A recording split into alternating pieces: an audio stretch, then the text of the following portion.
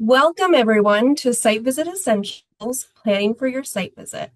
This is a high-level overview that is useful if your site visit is coming up within the next couple of semesters.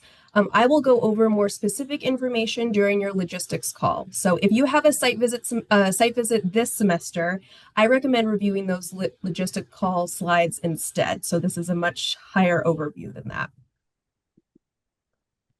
My name is Sara Hiller. I'm the Director of Accreditation Services here at AAQEP, and I also have Christine DeGregory, the Director of Professional Learning, here today. And I believe Karen Lowenstein is also here as well, who will be helping us monitor the chat. This webinar is for both 5-year and 7-year accreditation, and almost all the resources I'm going to discuss today can be found on the Site Visit Essentials webpage. Anytime you see that arrow that you can see on the slide, there will be more information on that webpage that you will probably find helpful, and it will also be linked in this PowerPoint. The PowerPoint and the recording will be sent out to all who have registered for this webinar. So here's our agenda for today. We will talk about site visit scheduling, self-study submission, and key provider actions. We're going to talk about your review team and local practitioner nomination, your pre-visit provider meeting, site visit, post-visit, and then also have some time for Q&A at the end. This is your timeline at a glance, so I will review all of these steps today during this webinar. One very important document you should print out is your provider review timeline. It's your one-stop shop for everything about your review. It lists key steps and links all of the documents I'm going to be discussing today, so I highly recommend clicking on that link and downloading this document. All right, let's start by talking about site visit scheduling. About 1 year before your site visit, I will reach out to you to select your site visit dates. When selecting your dates, please keep in mind your school district calendars, any conferences you attend, and holidays as well. You will want to pick dates during a time when your programs are in session and key stakeholders are also available to be interviewed. After we agree on dates, I will send you a site visit letter to sign as well as your invoice. And after that, I will send you an email with all of your self-study deadlines. For 7-year accreditation, at least 50% of your site visit fee is due at that time. And for 5-year accreditation, your site visit fee must be paid before you submit your self-study or your IAR. One note about states with MOAs, be sure to coordinate with your state education agency to choose site visit dates before you submit them to me. And please also follow any specific guidance. So just reach out to your state people and then you can submit one set of dates to me, especially this is for if we have an MOA with you or not. All right, so next I'm going to turn it over to Christine. Great. Thank you, Sara. So if you are seeking reaccreditation with us, or this is your just first time writing a self-study with AAQEP, it is now housed in AAQEP's accreditation management platform, which is hosted by Weave, and we affectionately call it the AMP. Some people call it the AMP. But what is it? This is an easily accessible platform for you as self-study authors, for staff, for reviewers, and commissioners to all come around the table to your self-study. Most important, it's a secure location to upload your evidence. So rather than trying to manage a Dropbox or your own Google platform or SharePoint, every piece of evidence that you wish to put forward for your case is uploaded into this secure platform. Regardless of your self-study type, IAR or QAR, you'll have a template that will be assigned to you. That template comes with step-by-step instructions to help support a complete self-study. And finally, the AMP is also our repository for annual reports. And then once your self-study is concluded, it will always live there as well. So if you've got personnel changes, everybody can always find their documents in one common location. Now, perhaps more importantly is what does this platform not do for you? It is not a site where you simply upload a PDF of your self-study. right? You are building your self-study in this platform. Now you can copy and paste from an existing document, the text into this platform, but you can't copy and paste images and formatting. Those things will have to be done within the platform, or you're uploading your images as JPEGs or other types of files and then adding them to the narrative. Go ahead, Sarah. Thanks. So what we have prepared for you to help you kind of figure out what is this AMP and how do I navigate it are a couple of resource documents. There is a guidance document that provides you with step-by-step instructions of how to do all the different things you could possibly think of. And note that Weave has also included helpful little videos embedded in their platform. There's a little question mark icon that can assist you as well. We also have a presentation recording of the key things that you want to consider as you're moving through this platform. One of the questions that we get asked most often, and this is going to really impact those of you who are authoring more than one self-study or are involved in our system as a reviewer or a commissioner. So you have kind of multiple identities within the system. When you click on your initials in the upper right-hand corner, you will see whatever program you are currently logged in as, so to speak. So here you can see I'm kind of logged in as AAQEP administration, if you can read the tiny, tiny print.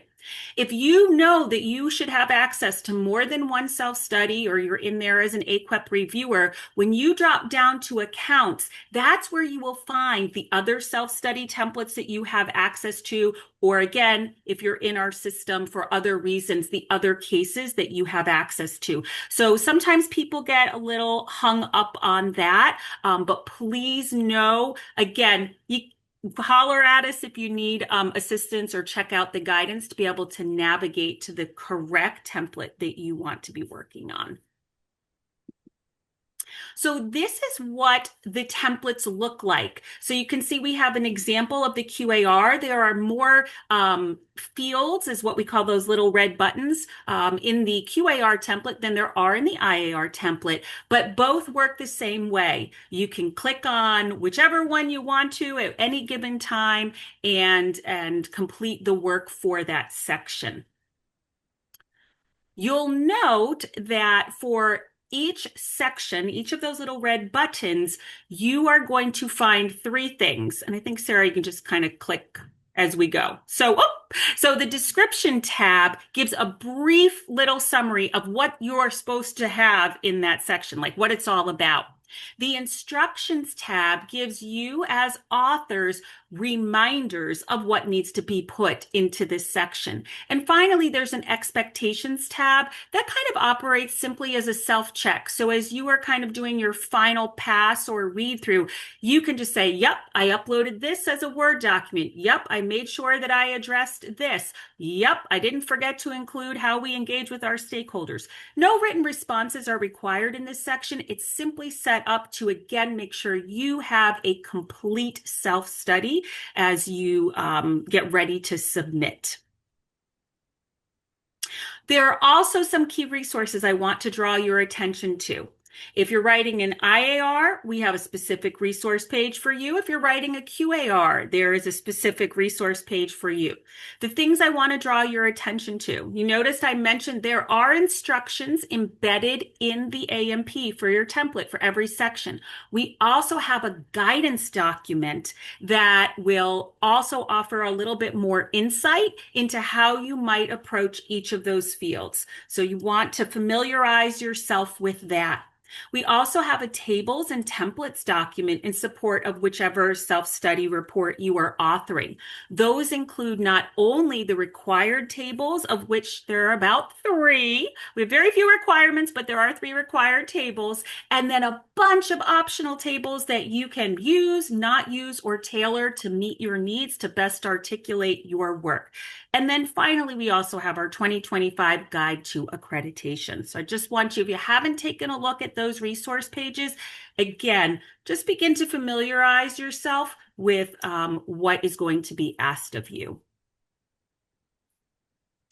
So here are two of the required tables, and we do ask. I want to prepare you for this. One is the program specification table, which should be familiar to all of you as you've been working on your annual updates or even your annual reports as you go through our process, but also the evidence summary table.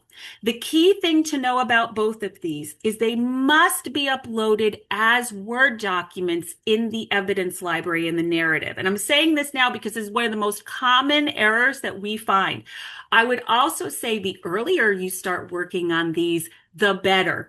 Right? Especially the program specification table. If you have a MOA, or excuse me, if your state has an MOA with us, it's really important you reach out to your state partners sooner than later to make sure that what they think should be in your scope of accreditation is actually in your scope of accreditation. And that gives you the confidence to know that when you complete your evidence summary table, that you have all of the measures you need to make the case for all of the programs, all of those different licensure areas, certifications, endorsements, whatever you call them in your state, have evidence to support them. So again, please make sure you're familiarizing yourself sooner than later with these two tables.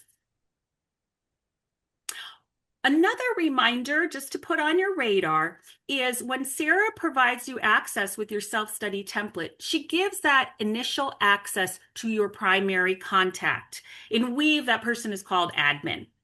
Only the admin can then assign other users to your profile. So maybe you are your program's dean, but you're not in the day-to-day operations of actually authoring the self-study. You have a nice little group that is leading that work for you. You want to make sure that they also have admin access. There's like 2 levels in there. Watch the video, it'll give you more. That way they can get in there and do the work they need to do.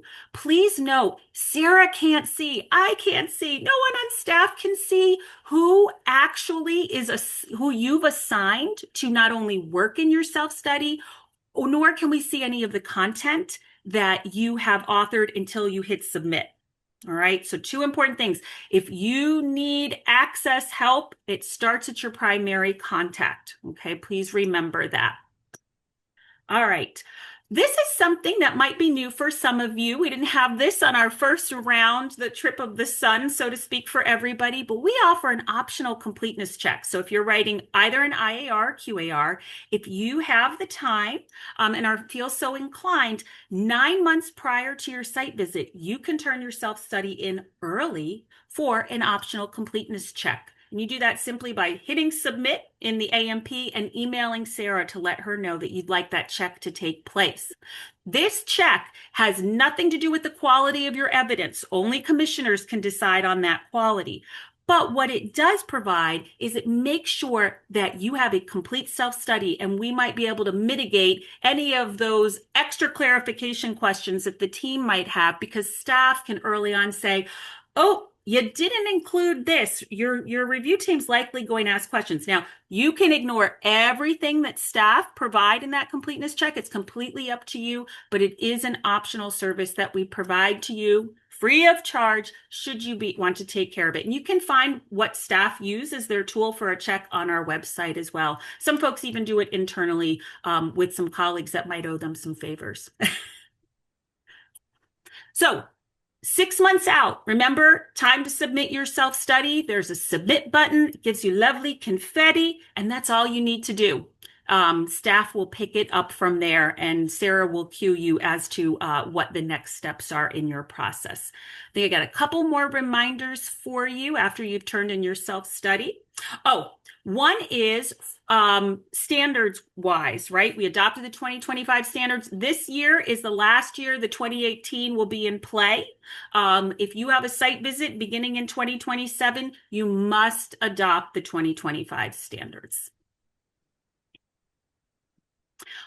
Another part of the work that you do to prepare for your visit, for those of you who have initial licensure programs only, Sara will be reaching out with you, and we have lots of instructions on our website as well, to say, hey, in order to broaden the amount of voices that can be brought into your your case for quality, we will be asking for the emails of any of your candidates or that are nearing or at the end of their student teaching placement. It really just depends on the calendar dates. You can see them there of when you're hosting your visit, of what makes sense to do there, and full and part-time faculty that actually teach in those courses for those initial licensure candidates. You will receive the results of that survey 2 to 4 weeks before your site visit. So you'll get to see in aggregate what the faculty had to say, and then what, of course, your candidates had to say.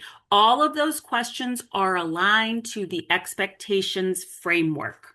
So it just helps provide another dot in the picture that is being painted about your case for quality.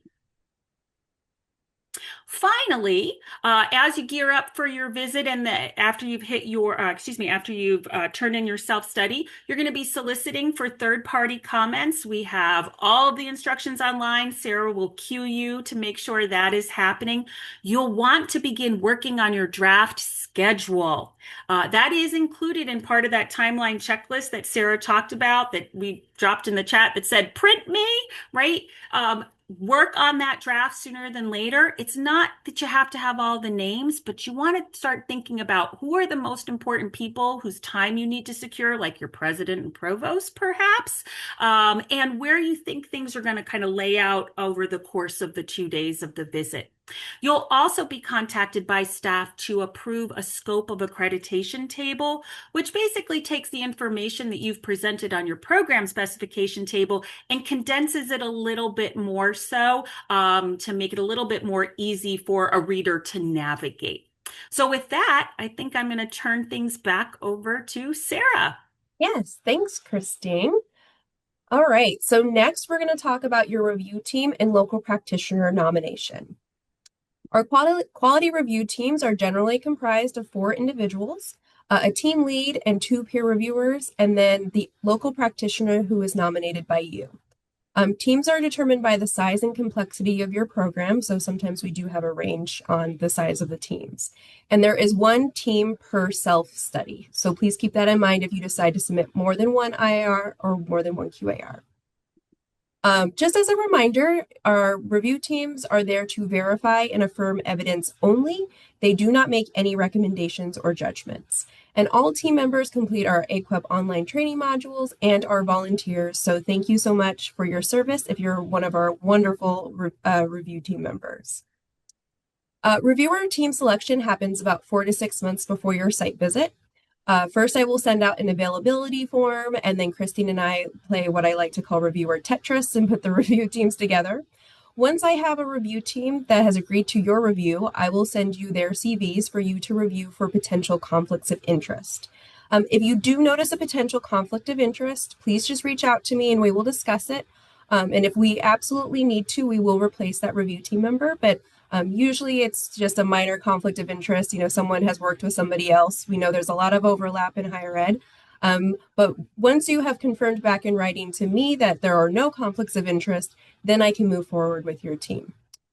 Please note that there is usually a pretty big gap between confirming your team and when the team actually starts.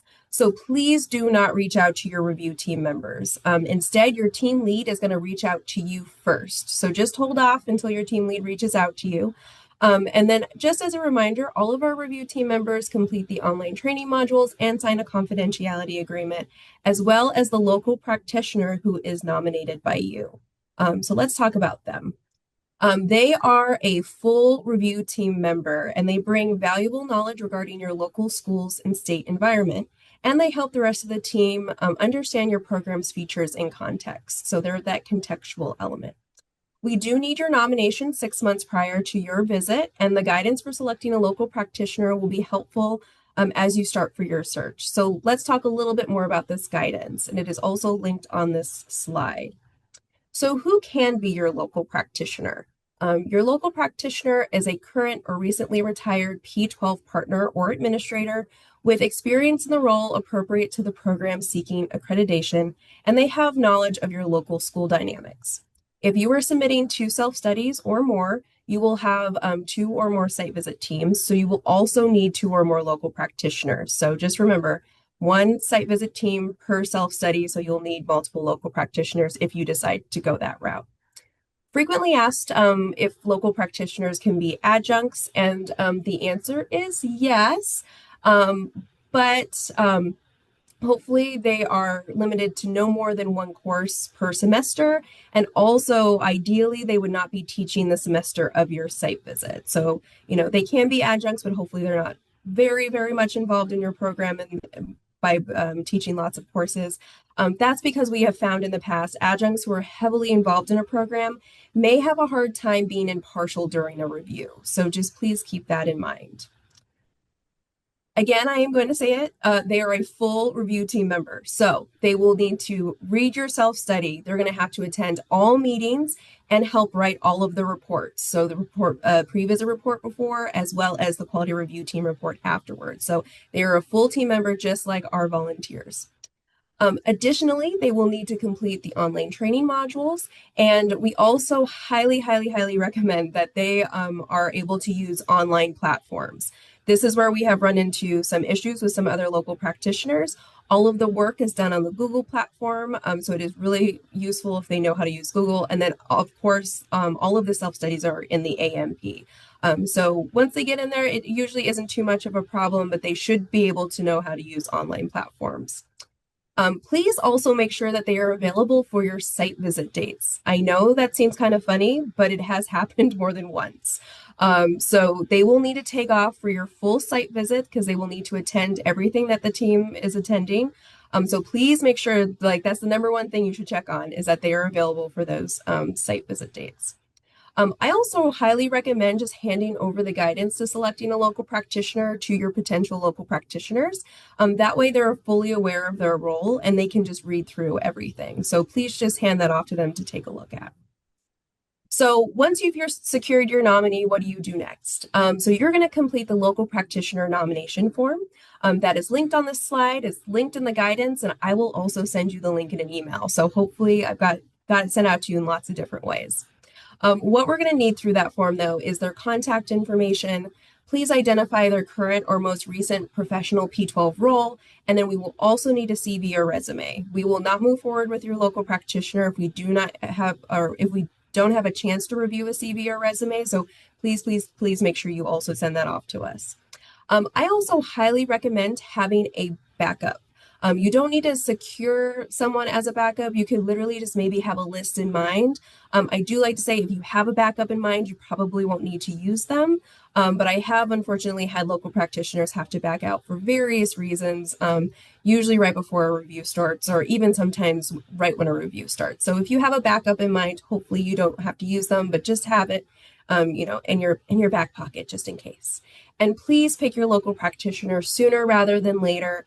I will say our number one reason why my teams fall behind on the timeline is because the local practitioner is taking their sweet time to finish those online training modules, no matter how many really nice reminder emails I send them. So as soon as you can get that information off to us, we will get them trained.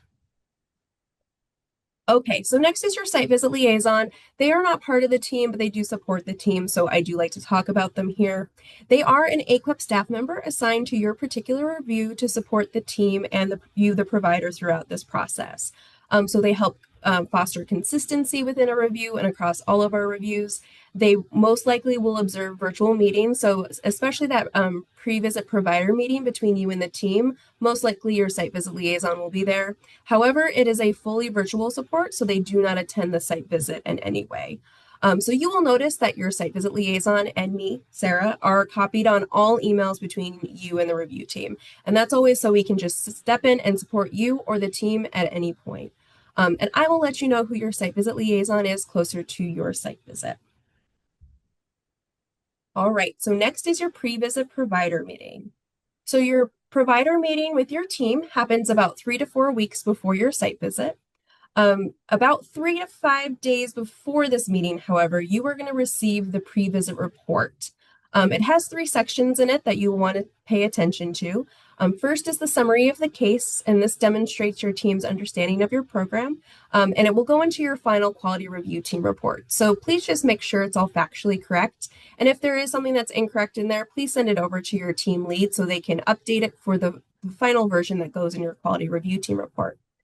Your program specification table will also be in there. Hopefully they literally just copied it and pasted it out of that Word document that you uploaded in the AMP. Remember, that's why we're uploading the Word document. So hopefully it's all correct, but just double check. Or maybe you noticed an error that you had before, and this would be a great time to go and make sure that program specification table is correct. And then the last section are clarification questions, and these are all about your report. So what you're going to do is review them before this meeting, but you're not going to answer them during this meeting. So, because remember, you get this report 3 to 5 days before the meeting. So you review this report, and then you have your pre-visit provider meeting. So you're going to do introductions, because this is the first time your team and your review team are all getting together. And then you are going to review those clarification questions, but you are not going to answer them during this meeting. Instead, you're going to answer them in writing at least 1 week prior to your site visit in the AMP. So if you have, been in there recently or already submitted your report, you'll notice that there's a clarification responses box at the very end that I unlocked for you. And that is where you can go in and paste all of those questions and then answer them in the narrative, and then also upload any additional evidence. And what's great about that is that the Accreditation Commission will be able to now see those clarification questions and answers. And if anything else comes up later during the site visit, you can also use that section to upload any additional evidence that you might need. So it's great because you always have access to give your review team more evidence if needed. So again, you are just going to review the clarification questions during this meeting, just in case there was maybe a couple that you were a little confused about, or you needed clarification on the clarification questions, is what I like to say. But again, you are not answering them. And then you are also going to discuss your draft site visit schedule.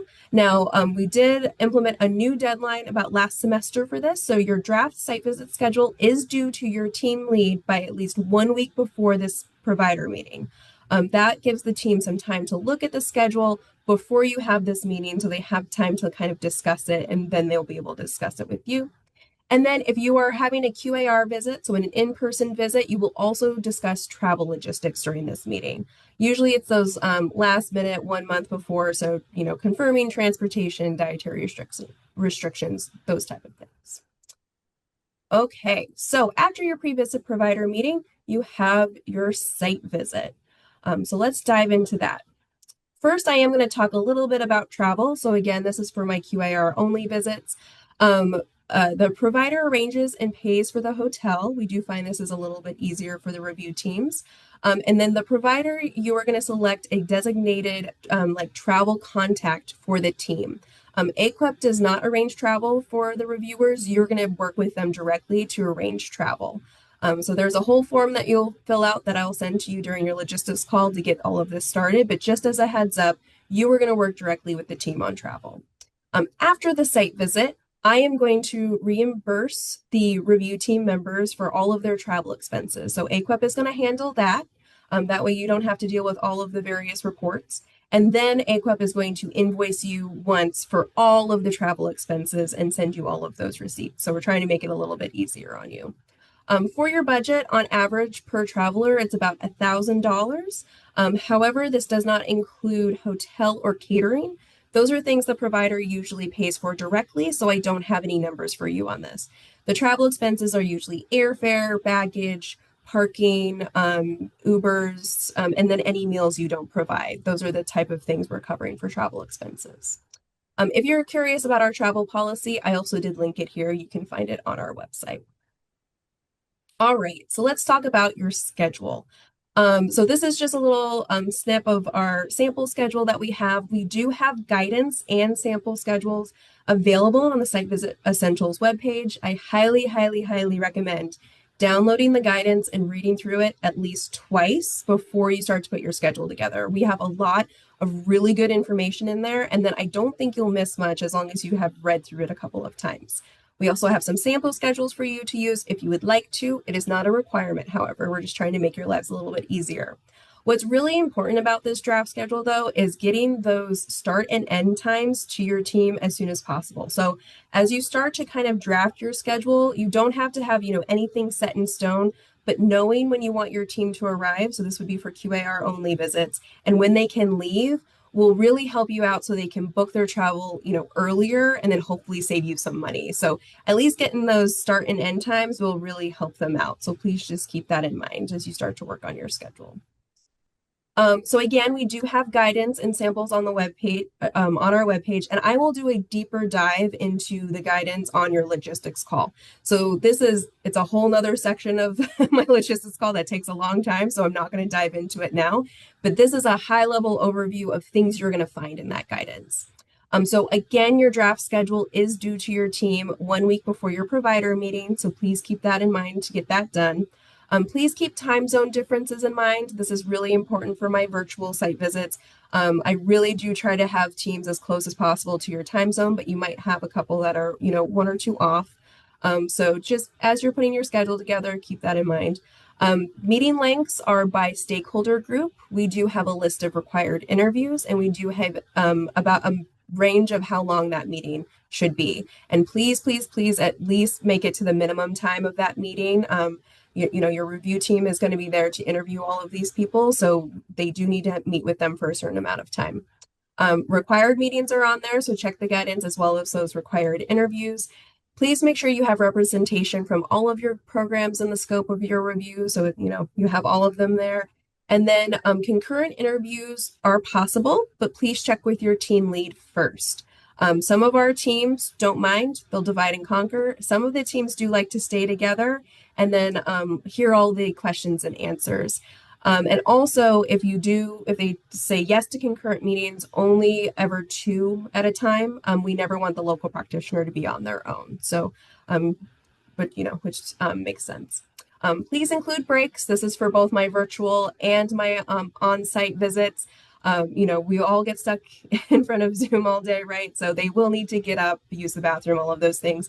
And also breaks, keep in mind for on-site as well. They may need to walk to a different room for a different interview, or even just, take a break, let them have some time. And also virtual and hybrid interviews are possible during or just before the site visit for any of those groups that you can't quite fit into those couple of days, or, maybe during those times, so you could have it like a week before, or say, I got asked this once where they were kind of freaking out. They wanted to change their site visit date because one of their really important leaders wasn't going to be on campus. He decided to, go to Europe during the week that they needed him. And I was like, well, can they just jump on a Zoom? And the answer was yes. So just, we are flexible if things aren't quite working into those days. So please keep that in mind as well. All right, so site visit observers. So often members with upcoming site visits, or maybe even prospective members, might wish to observe a site visit. So if I receive a request for your site visit for a site visit observer, I would need your approval first. If you are not comfortable having a site visit observer there, that is totally fine. I will find them an alternate. Don't worry about that.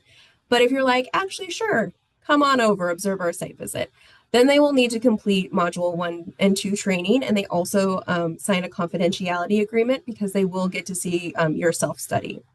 They also observe the site visit only. So you would actually create a version of your schedule for them that is only the interviews you are comfortable with them observing. They are not allowed to observe meetings that are only quality review team meetings or meetings between you and the quality review team. So it's literally just the interviews that you are comfortable with.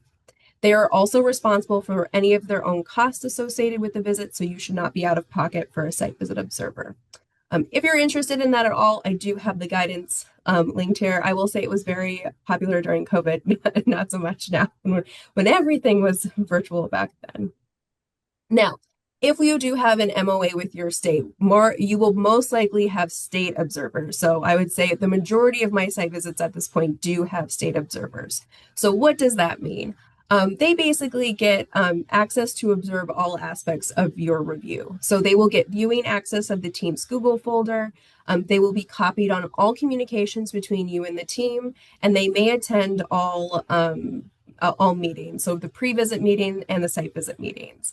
You will receive guidance on your specific state, or just our general guidance, because that applies to most states, honestly, when your logistics call comes up. And I will also let you know who your state observers are during that time. But I will say the majority of our MOAs are that they get access to everything and can observe everything, but they are not team members, so they will not be commenting on anything, if that makes sense. All right, so next we have post-visit. So the quality review team has 4 weeks to write the quality review team report and then get it back to you. You will then have 2 weeks to review for factual accuracy using the comment feature. Then you're going to send that back to your team and they are going to attend to each comment. Now, if the comment is a typo, they are going to go ahead and delete that comment and then make the edit directly in the report. If your comment is a little bit more than that, then they will leave that comment there and then respond to it. That way, the Accreditation Commission can see what was originally written, your response, and then the team's response. Once they've attended to each comment, they're going to send it back to you for final approval, and I will say that's usually where it ends. Sometimes there's a couple back and forth for some comments, maybe they missed something, but what's really important is you will have final approval of your quality review team report before I send it to the Accreditation Commission. All right, and speaking of the Accreditation Commission, your accreditation decision meeting. So your meeting happens about 3 to 4 months after your site visit, but I will let you know the decision meeting date and time months in advance. It's always my goal to let you know when your meeting is before your site visit, so you kind of know when the light is at the end of the tunnel. So I'm currently working on the schedule for spring. So it is virtual, so I will reach out to you to ask you who from your institution you would like to invite. So I'll be like, hey, here's the date and time. Please let me know who I should invite from your institution. That is usually key self-study authors because they will be asking questions about your self-study, primary contact, and maybe some program leadership, depending on your context. But it's really up to you who you would like to invite from your institution. Your team lead is invited as well to represent the team, and then state observers are always invited regardless if we have an MOA with your state or not. Then 1 week before your meeting, I'm going to send you your decision meeting agenda and a document that's information regarding what to expect during the meeting, which I highly recommend reading. It literally goes through each agenda item and explains what happens during the meeting. It's very useful. The bios of the commissioners, as well as your final quality review team report, which you have seen and approved, and your scope of accreditation table, which you have also already seen and approved. And just as a reminder, your scope of accreditation table is a list of programs going before the commission for a decision. So it's very clear to the commissioners which programs they're making a decision on. It's very helpful, especially if you've submitted 2 self-studies. So what to expect during your commission meeting. You do not need to prepare a formal statement or anything like that. However, the commissioners are going to ask you questions about your quality review team report and your self-study. So I highly, highly, highly recommend that you review those 2 documents before coming to the meeting because all of the questions are going to be generated from those 2 documents. I hear it all the time from providers. They're very nervous. I understand it's a high stakes meeting, but then they go, oh, I knew the commissioners were going to ask that. So just review those 2 documents and you will be set up to be able to answer those questions. Your decision is made during the meeting and is effective immediately. So you will leave the meeting knowing exactly what your decision is. And if you have an IAR, so if you had initial accreditation visit, there is also a post-decision formative feedback session, which is a time for you to be able to ask the commissioners questions. The commissioners might ask you questions or give some recommendations. It's also the team lead stays on as well. So it's just kind of open feedback and sometimes open celebration. It's just open time. No notes are taken during this time though. So you don't have to, do anything that maybe a commissioner might recommend. You don't have to go forward and do it. It's just kind of just an open peer feedback time. If you are curious about the different types of decisions and notations you could receive, we do have the accreditation decision section of the guide. There is a lot of policy jargon in that one though, so I also included the decisions policy webpage, which I actually think is much easier to read. It's really nicely laid out on what the decisions and notations are. And if you're really, really curious about it, I'll do a plug. I do a QAS Accreditation Commission session, so where I do dive into all of that information, but it's a little bit long, so I don't do it during this Site Visit Essentials webinar.